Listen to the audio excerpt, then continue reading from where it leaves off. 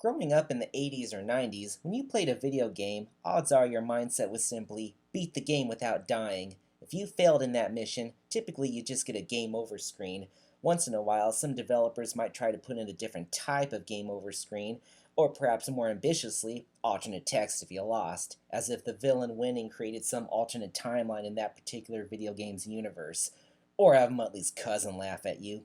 But I want to talk about the example before, where if you didn't accomplish a certain goal or didn't play the game the way the devs wanted you to, you got berated in some way. Sorry, I didn't 100% the assignment. I didn't know I'd be graded. Bubble Bobble calls you out for not playing with a friend. Not allowed to be introverted, I guess. As an aside, did you know that Guinness's website says Bubble Bobble is the first video game to feature different endings? That's actually not true. The Portopia serial murder case, which came out a few years before Bubble Bobble, has multiple endings. Many of them are bad endings, depending on how far along you get before losing completely, with only one correct ending, you arresting the actual culprit. What? Guinness got a record wrong? I'm not surprised, especially after seeing H Bomber Guy's video on the Roblox oof sound effect. But this got me thinking, what is the best bad video game ending? That's gotta be an original idea for a YouTube video. Ah, crap. Well, anyway, some bad endings pull no punches and are intentionally produced to be soul crushing, just to twist the knife even further that you did something wrong. Some games, such as One Chance, succeeds in this. Just ask Markiplier. And then there's some that attempt to be a bad ending, but kind of flounder on the concept. Metal Gear Solid is one of the first video games I was aware of to have more than one ending, depending on a decision you make during one sequence halfway through the game's story. I mean, part of the reason I was aware of this is because it says plain as day on the back of the CD case it has multiple endings. In the good ending, the protagonist Solid Snake and the game's love interest, Marrow, flee the nuclear storage facility, while the game's big bad, Liquid Snake, chases the two down. After Liquid is defeated, Snake and Marrow escape on a jet ski, invoking the classic riding off into the sunset conclusion. In the bad ending, the escape part is basically the same, but instead Marrow is revealed to have been killed and another established character, Otacon, takes her place. And this may be a hot take, but I actually prefer the bad ending to Metal Gear Solid. A lot of this is mainly due to the fact that I don't really care much about the character Meryl.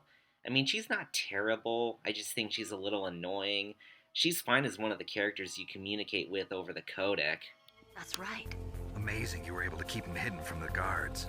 Well, women have more hiding places than men. Anyway, you met Baker, huh? Just shove it up How's he his holding puss. He's dead. But once Snake and Meryl actually meet up in person, she suddenly becomes kinda whiny. How could I let Mantis control my mind like that? Oh my god. If you're gonna doubt yourself, I'll leave you here. And for a game that tries to establish her as being strong-willed, I mean in her introduction scene she beats the heck out of one of the prison guards, Meryl eventually kind of regresses into a damsel in distress, pigeonholed into just being somebody that the main hero has to save. Also, not to sound like Elsa, but I'm not big on the romantic aspect between Snake and Meryl. Initially, Meryl is just a combat buddy, as Snake refers to her at one point, but then it's quickly established that Meryl may have a crush on Snake, and then eventually Snake begins to see her as a potential romantic partner. You have a large place in your heart. We just A met. large place? Yes, a large place. But I do not know if your futures lie together. Oh, they don't. Which is peculiar given it's established that Meryl is 18 and Snake is 30. I'm the man you stole everything good from. And now, after the sacrifice of our brothers, after 30 long years, The Meryl ending is considered the canon ending, since Meryl shows up in Metal Gear Solid 4, but when I play the first Metal Gear Solid game, I make sure I get the Otacon ending. A few reasons. One, in this ending, I feel like Otacon's character arc is more complete, we hear a bit more from him, what he's learned about himself, and we get a sense of where this character is going to go following this game's events. In the Meryl ending, Otacon just kind of drops out of the story once he's helped you figure out the card keys to Metal Gear Rex.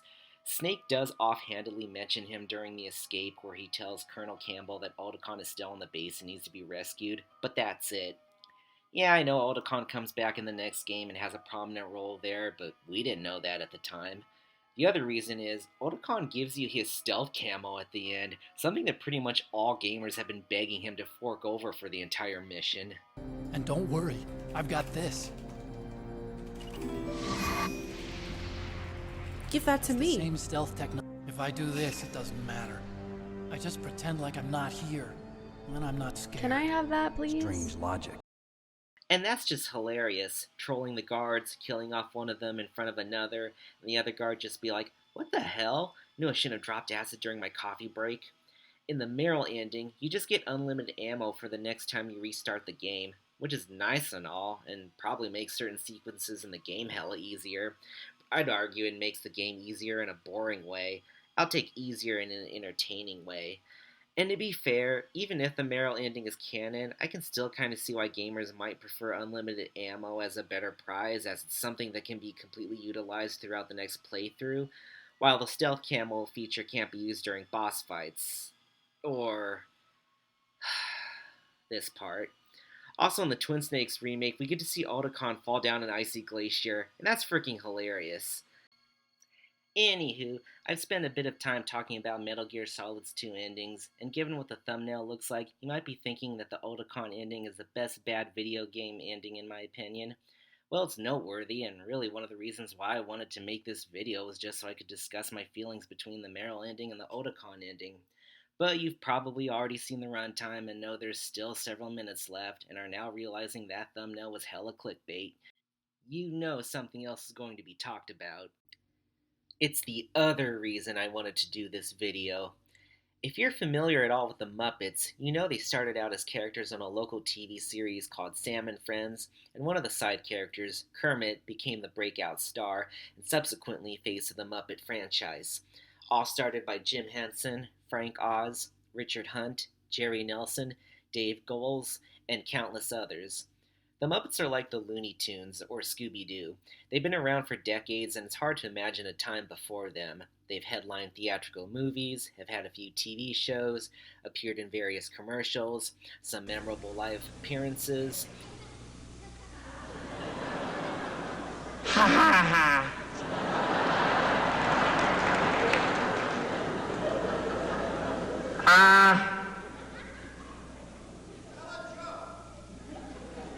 Give me a break.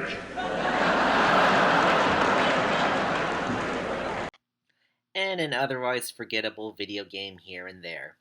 But there's one video game out there that I'm not sure many Muppet fans are aware of, at least I haven't seen many talk about it, and that's Muppet Studios presents You're the Director, which was produced for the Viewmaster Interactive Vision console, and I am too lazy to go into the backstory of this console, so go watch this video if you want to know about that first. It's okay, I'll wait.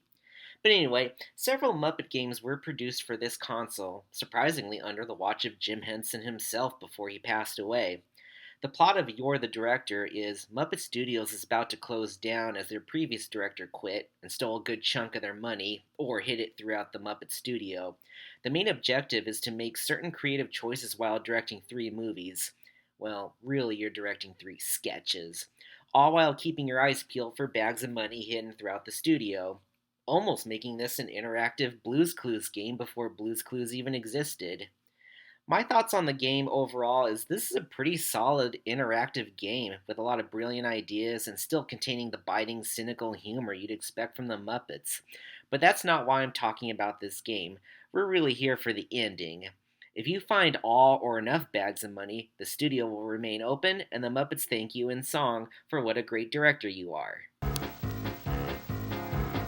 We're gonna make movies. We're gonna be stars. We're gonna ride in limos and big fancy cars. If you fail in finding enough bags of money, this happens. And you're a star, too. Our not that bad director, Smasher. But even though you directed 3 great movies, Muppet Studios won't survive unless you found enough bags of money. So, here's how many you found. Okay? That was good. But Muppet Studios is still going to go broke. Oh, well, maybe next time. Say, maybe we can still go out with a song. Follow me. We just made some movies. We're gonna go broke. We lost all of our money. The picture's a joke. We thought our names would be in lights, but that went up in smoke. We just made some movies. We're gonna go broke. Oh, what a director. Yelling, cut, cut! Cut, cut. And cut! You asked the right questions. When? Do Me? eat lunch. We just made some movies. We're gonna go broke. We will have no dreams in town. Goodbye to Hollywood. I thought your movies were great! It figures you would. More sneaky, sneaky, more moke. Which means we just made some movies. We're gonna go, we are gonna go broke.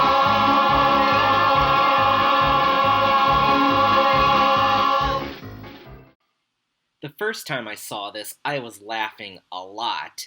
Granted, I was baked at the time, and I tend to find dumb things funnier when I'm high, but still. I think it's just how genuinely positive the Muppets are, even though they just lost their studio, likely facing bankruptcy, and their careers will now go straight down the toilet. That won't stop them from performing a show-stopping musical number. I mean, it literally is a show-stopping number, as it's the end of the game. I also love Kermit just going, "Oh well, maybe next time," in a seriously optimistic tone. Now, I get it's probably an acknowledgement that they're in a video game and the player can just try again, but let's pretend this isn't a video game. Pretend that this is real life. It was your job to help these guys make some successful movies, save their studio, and you failed in that mission, and Kermit still goes, "Oh well, maybe next time," in a sincere, chipper tone. I would have to bite my tongue to keep from smirking a bit. It really is a shame that more people aren't even aware of this ending, or hell, this game. The whole thing I'm surprised more Muppet fans don't bring up or reference, especially because it's a video game that was overseen by Jim Henson himself. I've seen YouTube comments pointing out how this ending could be a meme whenever a big budget movie bombs at the box office. We just made some movies. We're gonna go broke. We lost all of our money. The picture's a joke. I'm serious. This should be a well-known meme. We gotta do something about this. It's the real reason I wanted to make this video. Muppet fandom, I'm disappointed in you. You say Disney is doing a terrible job preserving Jim Henson's legacy, and yet you've been sitting on this potential internet goldmine? Instead of worrying about Disney shutting down Muppet Vision, you could have been using these iconic felt friends to mortify Hollywood tycoons who think they know what makes a good movie. Although Disney really could have announced that Muppet Vision had a future first before closing the show down, like someone had to have known this was bad planning, but I digress. One more thing I want to bring up in this video. In 2000, Nickelodeon put out a Mario Kart clone entitled Nicktoons Racing, which was produced for PlayStation, PCs, and apparently an arcade version existed. The plot of this game is some mysterious dude known only as the Mystery Rider has invited a bunch of Nicktoons stars to take part in some race where the winner wins a supply of Krabby Patties. What is the Mystery Rider, just Plankton or something? Oh, okay, yeah, it's Plankton. I got it. That makes sense. As a kid, I got this mainly because the Angry Beavers were featured characters, and that's my favorite of the 90s Nickelodeon shows, and this was the closest they ever got to starring in a video game, at least until Nicktoons Brawl. I'd still choose the other characters as well, although whenever I picked SpongeBob, I just wonder how he's not fucking dead from racing on dry land. But there's something I've always wondered about this game. When you come in first in all races, the Mystery Rider gets unlocked as an actual character you can select, which means you have a shot of winning all tournaments as Plankton. I never got that far into the game, but it does raise a huge question. What happens when Plankton wins the tournament? Is there an alternate ending that occurs if that happens? I've looked to see if there's any videos on YouTube highlighting an alternate ending, but have not come across any. So hey, if anyone is watching this and knows that this game has some kind of Plankton wins ending, let me know, or upload a video showing it, and I'll link your video in the description. Although I imagine the ending being something like Plankton is about to take home all the Krabby Patties, but then a safe drops on him, or whatever. But anyway, that's all I got for this video. Thank you for watching. Let me know in the comments what your favorite bad video game endings are, and I'll see you later.